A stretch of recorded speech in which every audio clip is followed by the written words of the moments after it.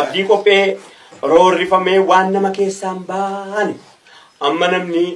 barreessitoota adda addaati bakka kennee sabba social media waan adda addaati bakka kennaa miti abdii qophee jechuun sammuun isaa dukkaana waanumati ati gaafatte asii kenna daqiiqaa takka keessa wanni ati walliftu adamaaru wallise tokko jedhee anaannatee sabaaf laalatee abdii qophee ti kan abdii qophee si galee ballisee babarreessee seenaa